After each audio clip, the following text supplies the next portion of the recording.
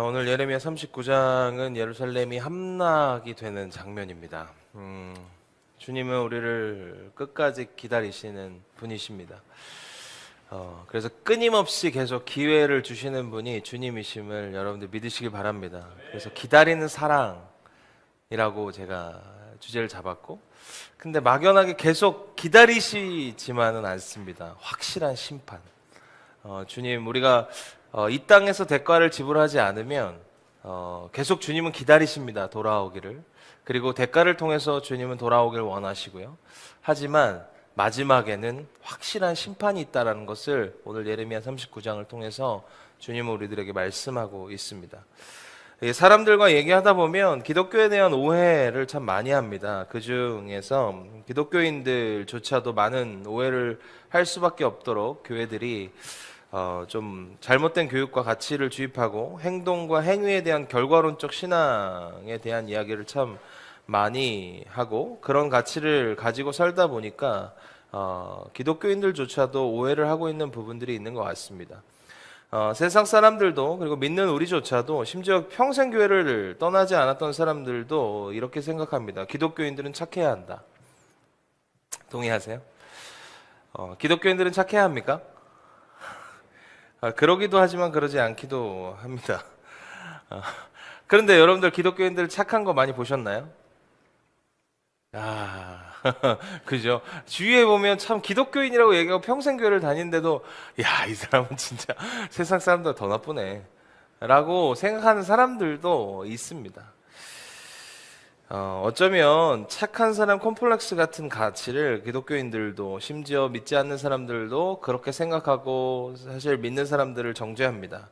우리가 오해하지 말아야 될 것 중에 하나는, 기독교가 말하는 성경적 가치, 성경의 목적, 성경의 방향성은 착한 사람들 만드는 종교는 아닙니다. 그것은 확실합니다. 우리가 착한 사람을 만드는 종교가 아니라 윤리적으로 도덕적으로 더 나은 사람을 만드는 종교는 아닙니다. 그런 사람들은 사실 좋은 교육과 좋은 부모, 상황과 환경, 타고난 기질, 신앙과 상관없이 만들어진 사람도 많습니다. 심지어 세상 사람들이 기독교인들 훨씬 착한 사람들도 많이 우리는 보곤 합니다.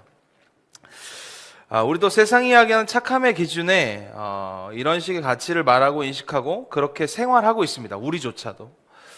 이런 잘못된 인식과 편견으로 기독교인들은 스스로 찔려서 죄책감을 가지고 있고, 믿지 않는 사람들은 기독교인들이 착하지 않다고 그런 모습을 보고 정죄하고 비판하기도 합니다. 기독교는 사실 행위와 행동으로 구원을 이루지 않습니다. 오직 은혜로, 아멘. 은혜로 우리 모두에게 주셨고, 믿음으로 구원을 이루며 사는 것이며, 주님이 오시는 날 그 구원은 완성됩니다. 믿으시길 소망합니다. 자격 없는 자들입니다. 예수 그리스도를 나의 주인 메시아로 받아들이면 구원이 우리에게 임합니다. 그리고 그 구원받은 모습과 성품으로 조금씩 자신의 속도와 그릇에 맞게끔 성장하는 것입니다. 그래서 궁극적으로 예수님을 닮아가는 것이 우리의 목표이기에, 그러다 보면 선하고 착한 모습이 보일 수밖에 없습니다. 그리고 실제는 그렇게 살아갈 수 있게 됩니다. 하지만 결과론적에서만 보면 착해지는 것, 그 한 부분만 결과에 다다르지 못하고 과정에서 끝날 수 있다는 거죠. 어떤 사람은 그 결과, 착한 거의 결과에 다다르지 못하고 과정 속에 있다 끝날 수도 있습니다. 사람마다 다 다르다는 거죠. 우리는 착해지려고 하는 것이 아니라 예수 그리스도를 닮아가는 그 행보와 그 걸음을 멈추지 않는 것이 우리의 목적입니다. 할렐루야. 계속 그냥 완전을 향해 우리는 계속 걸어갈 뿐입니다. 어떤 사람은 조금 더 빨리 그 완성을 향해 조금 더 많이 가기 때문에 좀 착해 보일 수도 있고 선해 보일 수 있습니다. 하지만 그러지 않은 사람들도 있다는 거죠. 예수님을 닮아가다 보면 세상이 이야기하는 윤리적이고 도덕적인 착함에 이룰 수 있습니다. 하지만 그것이 목표가 될 수는 없습니다. 성경은 착함에 이르는 것에 대해서 이야기하고 있지 않습니다. 우리의 신앙의 목적은 예수를 닮아 예수의 모습으로 예수를 전수하는, 증언하는 삶을 사는 것이 성경에서 말하는 신앙의 목적이고 성경의 가치임을 여러분들이 믿으시길 바랍니다.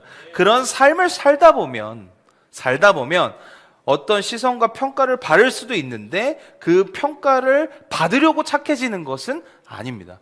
그러니까 우리가 예수님을 닮아가는 과정 속에서 누군가가 우리를 보고 평가하면서 아, 저 사람 참 진짜 착하다라고 얘기할 수 있지만 그 착함을 평가받기 위해서 우리가 신앙생활하는 것은 아니란 얘기입니다. 기독교에서 말하는 핵심은요, 하나님의 말씀에 정의가 살아있고 그 정의는 사랑으로 적용되고 실현하는 것을 말합니다. 믿으시길 소망합니다. 항상 주님의 말씀에는 정의가 살아있고 그 속에 사랑이 있다는 것을 우리는 기억해야 합니다. 하나님의 공의와 사랑이 균형을 이루어야 한다는 얘기입니다. 우리는 그것을 위해서 끊임없이 노력하는 거고 끊임없이 그 완전을 향해서 걸어가는 것이 우리가 가져야 할 건강한 가치인 줄 믿으시길 바랍니다. 예수를 닮아감의 풍성함을 누리고 그 풍성함을 전수하는 데 목적이 있음을 여러분들이 기억하시길 바랍니다. 주님을 닮아가십시오. 닮아가면 우리의 삶을 풍성해지고 그 풍성함을 전수하는 것이 우리의 사명이고 우리의 또 인생의 목적인 줄 여러분들이 기억하시길 바랍니다. 오히려 기독교는요, 도덕적으로 윤리적으로 감당할 수 없는 사랑을 하는 것이 기독교 정신입니다. 그러니까 단순히 도덕적 윤리적으로 착해지는 것 그 이상의 엄청난 사랑을 하는 게 기독교의 정신이지, 단순히 세상이 얘기하고 나라들이 기준하는 어떤 사람들의 세상의 시선에 착함에 맞추는 것이 아니라는 거죠. 착함을 뛰어넘는 가치가 기독교 안에 있음을 여러분들이 기억하시길 바랍니다. 여러분들 한센병이라고 혹시 아시나요? 성경에서는 나병이라고 표현하고 이것을 옛날에는 문둥병이라고 표현했습니다. 사진 한번 보여주시죠. 이게 나병 환자입니다. 제가 이제 소록도라고, 지금 나병 한센 환자들이 뭐 전국에 있지만 소록도에 유독 많이 몰려 있습니다. 예전에 정부에서 소록도로 다 이 나병 환자들을 한센병에 걸린 환자들을 다 몰아넣었어요. 그래서 지금 소록도에 많이 살지만 요 이제 가보시면 이렇게 코가 없습니다. 피부가 썩어갑니다. 손이 지금 다 없죠. 손이 썩어요. 그래서 이거는 약을 먹으면 바로 치유가 됩니다. 성경에서도 문둥병에 대해서 굉장히 저주스러운 병이라고 여겼습니다. 넘겨주세요. 손이 저렇게 다 썩은 겁니다. 썩어서 잘려요. 그냥 썩어서 없어집니다. 이렇게. 그래서 이제 소록도 장로교회에 저희가 이제 저희 와이프가 있었던 교회에서는 항상 매년 소록도에 가서 삼계탕을 구워서 한 100 몇 명의 삼계탕을 드리고 거기서 이제 새벽 기도를 하는데 저 손가락으로 피아노를 치십니다. 그냥 뭉개져요, 피아노가. 근데 그게 그렇게 감동일 수 없습니다. 근데 저렇게 다 손이 썩어가는 병이 문둥병입니다. 근데 일제강점기 때 손양원 목사님이라고 들어보셨는지 모르겠습니다. 손양원 목사님의 9가지 감사기도. 이 손양원 목사님은 일제강점기 그 전부터 이 애양원이라는 곳 여수에서 이 한센 환자들을 돌봤습니다. 예전에는 이 문둥병이 전염된다고 생각했어요.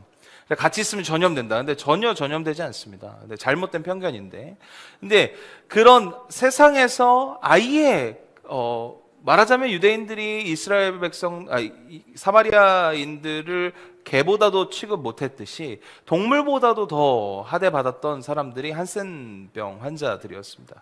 그래서 애양원 여수 쪽, 소록도 쪽으로 다 몰려갔을 때 이 손양원 목사님이 그 사람들과 같이 살면서 그 사람들을 돌봤던, 근데 그런 과중에 일제강점기를 통해서 두 아들이 순교합니다. 두 아들이 총살을 당해요. 그러면서 이 손양원 목사님의 9가지 감사는 그 아들의 장례식에 설교한 내용입니다. 아들의 장례식, 두 아들의 장례식에 본인이 설교하는 내용의 9가지 감사, 이런 내용입니다. 나 같은 죄인의 혈통에서 순교의 자식을 낳게 하시니 감사합니다. 허다한 많은 성도들 중에 어찌 이런 보배를 주께서 하필 내게 맡겨주셨는지 주께 감사합니다. 3남 3녀 중에 가장 아름다운 두 아들 장자와 차자를 바치게 된 나의 축복을 감사드립니다. 또한 한 아들의 순교도 귀한데 하물며 두 아들의 순교라니 감사합니다. 예수를 믿다가 와석종신하는 것도 큰 복이라 하거늘 하물며 전도하다 총살 순교 당하다니 감사합니다. 미국 가려고 준비하던 내 아들 미국보다 더 좋은 천국 갔으니 그 마음 안심되어 감사합니다. 나의 두 아들을 총살한 원수를 회개시켜 내 아들을 삼고자 하는 사랑하는 마음을 주시니 감사합니다. 내 두 아들의 순교의 열매로 말미암아 무수한 천국의 아들을 생길 것을 믿어지니 하나님 아버지께 감사합니다. 이 같은 역경 속에서 이상 8가지의 진리와 신뢰를 찾는 기쁜 마음, 여유 있는 믿음을 주신 우리 주 예수 그리스도께 감사합니다. 이게 단순히 이 목사님의 감사 기도는요, 도덕적, 윤리적인 착한 것을 뛰어넘는 사랑의 모습이 기독교가 이야기하는 정신이라는 거죠. 그냥 단순히 우리는 착해지려고 믿는 게 아닙니다. 두 아들이 순교했는데 그 죽인 아들을 회개시키고 아들 삼았다는 거는 뭐 윤리적으로 이게 말이 되지 않습니다. 도덕적으로 말이 안 되는 내용입니다. 근데 그것을 뛰어넘는 사랑이 기독교에서 얘기하는 사랑이라는 거죠. 십자가 사랑이 그렇습니다. 어쩌면 이 손영화 목사님은 가장 어둡고 가장 처절하고 슬픈 순간에 주님께 감사를 고백할 수 있는 태도와 정신이 기독교가 얘기하는 정신이라는 거죠. 단순히 그냥 우리가 윤리적으로 도덕적으로 착해지는 것만 가지는 것이 기독교가 아닙니다. 우리는 그런 시선으로 자꾸 우리 스스로도 기독교를, 내 자신도 그렇게 바라본다는 거죠.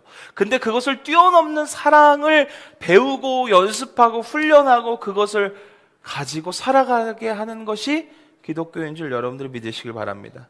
여러분들, 세상에 이치는 기브 앤 테이크입니다. 그 사람이 한 만큼 나도 한다는 거예요.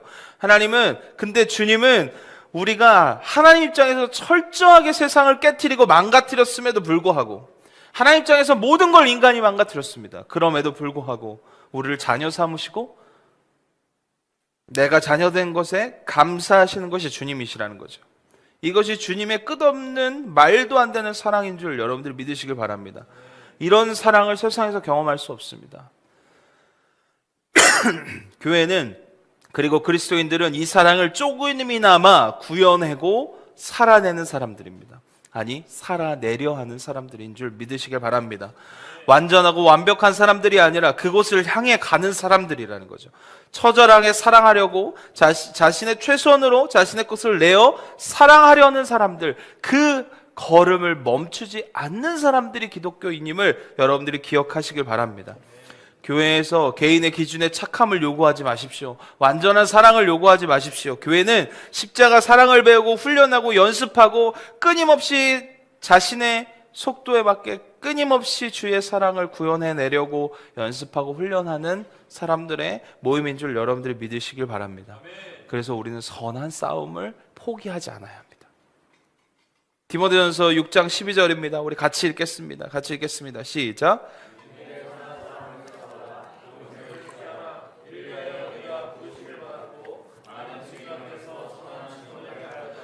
믿음의 선한 싸움을 싸우라 말씀하십니다.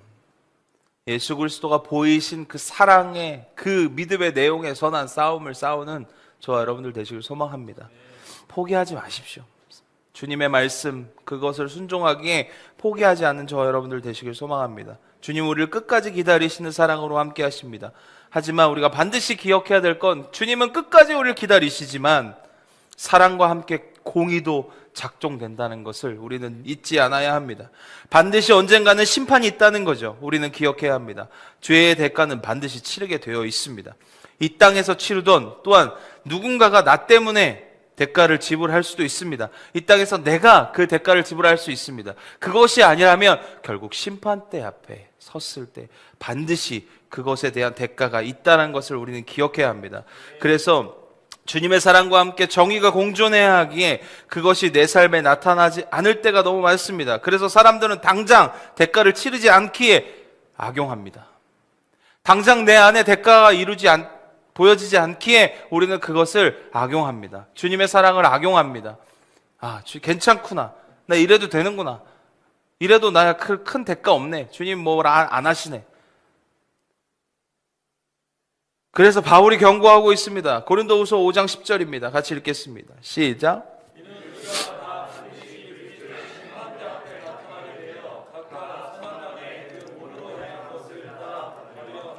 우리가 다 반드시 그리스도의 심판대 앞에 나타나게 되어 각각 선악간에 그 몸으로 행한 것을 따라 받으려 함이라. 우리가 이 땅에서 행한 것을 따라 그 심판대 앞에 반드시 받는다는 것을 우리는 기억해야 합니다. 너희가 이 땅에서 대가를 지불하지 않아도 반드시 심판대 앞에서 그것을 드러나게 되어 있다라는 거죠. 주님은 반드시 심판할 수 바로 심판하실 수 있습니다. 지금 우리가 뭐 죄 지으면 바로 대가 지불하실 수 있습니다. 하지만 주님은 기다리시는 사랑으로 우리에게 끊임없이 기회를 주십니다. 하지만 우리는 그것을 또 악용합니다. 주님이 기다리시기에.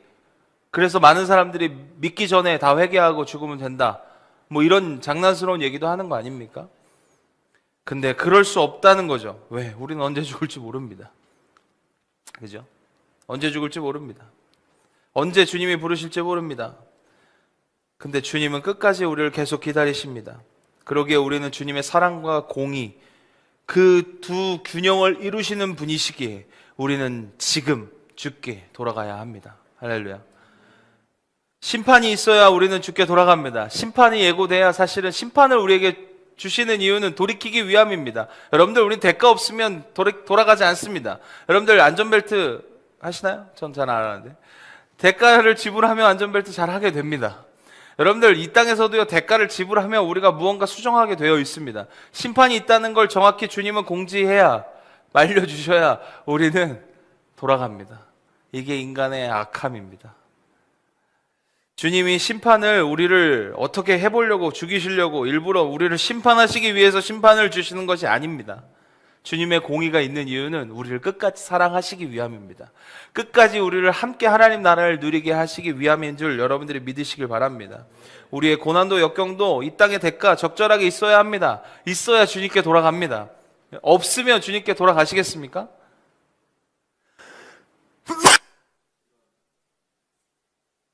적절하게 대가가 있을 때 감사하십시오. 할렐루야. 돌아갈 기회가 있는 거예요. 여러분들, 그냥 주구장창 주님이 아무런 대가 없다가 여러분들 심판대 앞에서 그 대가를 치른다고 생각해 보십시오. 얼마나 무서운지 아십니까? 여기서 대가 조금씩 치르고 주님께서 돌아오게 하시고 내가 주님께 돌아가야지 마음 먹고, 그게 얼마나 축복이고 얼마나 은혜인지 모릅니다.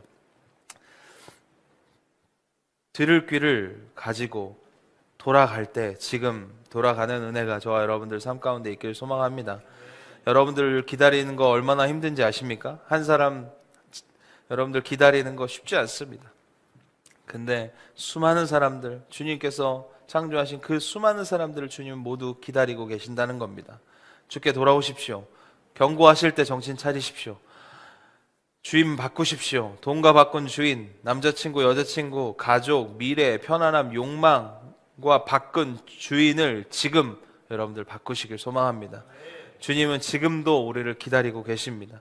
제가 이렇게 얘기한 건 오늘 본문은 그것을 아주 정확하게, 사랑과 심판에 대한 명확하고 정확한 경고를 남유다 예루살렘 함락을 통해서 주님은 알려주고 계십니다. 여러분들, 가나안 땅 처음 들어왔을 때 여리고성을 하나님의 힘입어 점령했습니다. 근데 결국 세월이 지나서 하나님을 버리고 결국은 멸망하는 이스라엘, 예루살렘이 함락되는 오늘 본문을 우리는 보고 있습니다.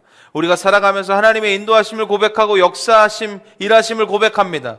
은혜를 나누고 은혜 속에 거할 때는 엄청난 기쁨 속에 살아갑니다. 그런데 인간은 그 은혜를 잃어버립니다. 잊어버립니다. 그리고 언제 그랬냐는 식으로 자신이 다 이룬 것처럼 살아갑니다. 주인을 바꾸며 살아간다는 거죠. 여리고성을 함락하기 전, 가나안 땅을 점령할 때 주님이 우리에게 원하셨던 것은 여호수아 3장 5절입니다. 같이 읽겠습니다. 시작. 여호수아.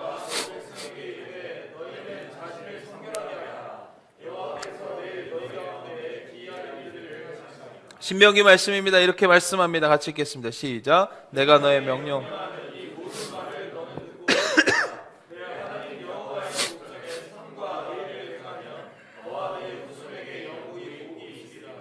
아멘. 하나님의 말씀을 듣고 지키는 자에 대한 말씀과 함께 회개와 돌이킴의 기회를 계속 주고 계십니다. 선과 의를 행하면 복을 얻지만 그렇지 않으면 멸망함을 보여주십니다.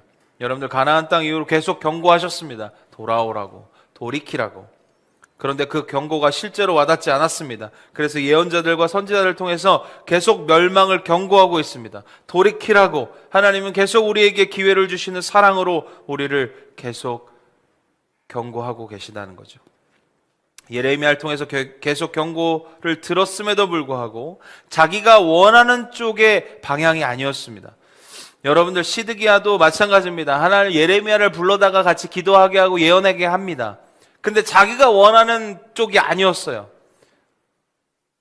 여러분들, 우리가 하나님의 뜻을 알려달라고 궁금해하지만 사실은 들어보고 결정하겠다는 우리의 태도가 많습니다. 하나님의 뜻을 궁금해합니다. 한번 들어보겠습니다. 주님의 뜻이 무엇인지, 그리고 제가 순종할 만하거든 제가 하겠습니다. 이런 태도로 우린 나간다는 거죠. 시드기야가 그랬습니다. 그리고 다시 이건 내가 순종할 수 없습니다. 항복 못합니다. 자존심 상합니다. 그래서 어떻게 했습니까? 예레미야를 감옥들에 가둡니다. 이게 우리들의 모습이라는 거죠. 주님의 뜻을 궁금해하지만 결국 순종할 마음과 결단은 없습니다. 들어보고 결정하겠다는 거죠. 그게 우리들의 태도입니다. 여러분들, 시드기야는요, 이 남유다의 여로보암이나 므낫세 같은 악한 왕은 아니었습니다. 어쩌면 하나님의 음성도 하나님을 섬기려 했고, 하나님 예레미야를 통해서 기도도 받으려 했고, 예언도 받아보려고 애썼던 사람입니다. 그러니까 비교적 기독교인처럼 살았던 왕이 시드기야였습니다. 그런데 주님은 시드기야에게 계속 경고하십니다. 여러분들, 우리가 껍데기만 가지고 있다면 시드기야처럼 된다는 것도 우리 기억해야 됩니다. 교회 다닌다고 그리스도인이 아닙니다. 예수를 주인으로 모셔야 심판을 피할 수 있는 유일한 길은 바로 예수 그리스도를 주라 시인하며 인격적으로 우리가 반응하는 것입니다. 껍데기에 있지 않다는 이야기입니다. 결국 시드기야는 자기 백성들을 두고 자신만 살겠다고 도망갑니다. 자기 백성을 두고, 자기 양들을 두고, 자기 사람들을 두고 자신이 살겠다고 도망하는 이런 자들은 끝까지 명예도 없이 비참하게 죽습니다.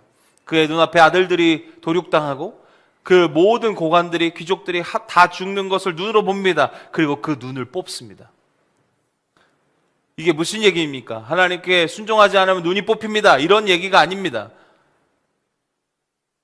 확실한 심판이 있다라는 것을 주님은 말씀하고 계십니다. 주님은 끝까지 우리를 기다리시지만 그 끝에는 확실한 심판이 있다는 걸 우리는 자각해야 합니다. 우리는 심판이 당장 대가가 없으면 그냥 아닌 것처럼, 앞으로 대가가 없는 것처럼 살아갑니다. 괜찮은 것처럼 살아갑니다. 아닙니다. 심판은 확실하게 있습니다. 아주 명확하게 있습니다. 시드기야를 보면 알 수 있습니다. 껍데기 기독교인처럼 살았습니다. 그 전에 악한 왕들보단 좀 낫게 살았습니다. 근데 그것으로는 안 됩니다. 윤리적으로 착하고 도덕적으로 착하고 기독교 껍데기만 가지고 있다고 심판을 피할 수 있는 것이 아니란 얘기입니다. 오늘 확실하게 우리에게 메시지를 주고 계십니다. 사랑과 공의의 균형을 주님은 말씀하고 계십니다. 여러분들, 모든 귀족들과 시드기야 왕은 죽임을 당했습니다. 10절을 보면 빈민들은 유다 땅에 남겨두고 그날의 포도원과 밭을 그들에게 주었다는 이야기를 합니다.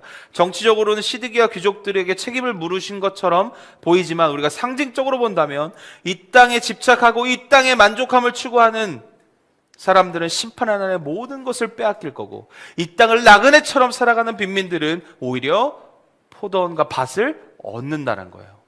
여러분들, 우리는 기억해야 합니다. 중요한 메시지를 주고 있습니다. 이 땅에 집착할 때 누리지 못하는 하나님 나라, 이 땅에 나그네로 살아가는 사람들이 누리는 하나님 나라, 이 땅에 집착하고 이 땅의 만족감, 이 땅에 내가 주는 것에 집착하고 거기에 누리는 거에 집착하면 하나님 나라는 없습니다. 하지만 이 땅을 나그네처럼, 청지기처럼, 주님이 잠깐 맡기신 것처럼, 내가 그냥 왔다 가는 것처럼 여기는 자들에게 하나님은 하나님 나라를 누리게 하신다는 것을 우리는 기억해야 합니다. 더 이상 세상의 가치로 살아가지 않기를 각오하고 결단하며 예수님을 닮아가는 것을 향해 걸어가는 성결한 삶을 사는 저와 여러분들 되시길 축복합니다. 완벽하고 완전한 도덕적, 윤리적 착하게 살라는 것이 아닙니다. 내가 할 수 있는 주님의 사랑을 실천하며 살아가라는 거죠. 끝까지 그 사랑을 하는 것을 포기하지 말라는 겁니다. 그 걸음을 끝까지 걸어가는 은혜가 저와 여러분들 삶 가운데 있길 소망합니다. 이 땅의 것을 내 것이라 여기지 마시고 주님께서 잠깐 맡기신 청지기 정신을 가지고 우리가 할 수 있는 최선을 향해 예수 그리스도를 닮고 예수 그리스도의 사랑을 전하고 전수하는 은혜가 우리 모두에게 있기를 소망합니다. 주님은 우리를 끝까지 기다리고 계십니다. 지금 당장 내 삶에 대가가 없다고, 지금 당장 내가 하는 거 주님이 안 기뻐하시는 거 알면서도 하고 계시는 것들 멈추십시오. 여러분들 그게 지금 당장 대가가 없고 지금은 괜찮아 보여도 결국 그거의 끝에는 반드시 멸망하는 심판이 있다라는 것을 여러분들이 기억하시고 멈출 수 있을 때, 성결할 수 있을 때 성결할 수 있는 은혜, 멈출 수 있는 은혜가 저와 여러분들 삶 가운데 있길 소망합니다. 그리고 우리가 할 수 있는 사랑을 실천할 수 있는 은혜가 우리 모두에게 있기를 소망합니다. 저와 여러분들의 삶에, 가족에게, 또 직장에서, 여러분들 공동체에서, 교회에서 여러분들 우리가 끝까지 사랑하는 것을 포기하지 않는 은혜가 우리 모두에게 있길 소망합니다. 하지만 주님의 공의를 가르치셔야 합니다. 끝에는 반드시 심판이 있다는 것, 우리도 기억하고 우리가 그것을 가르치고 또 우리가 그것을 말할 수 있는 은혜가 저와 여러분들 삶 가운데 있길 소망합니다.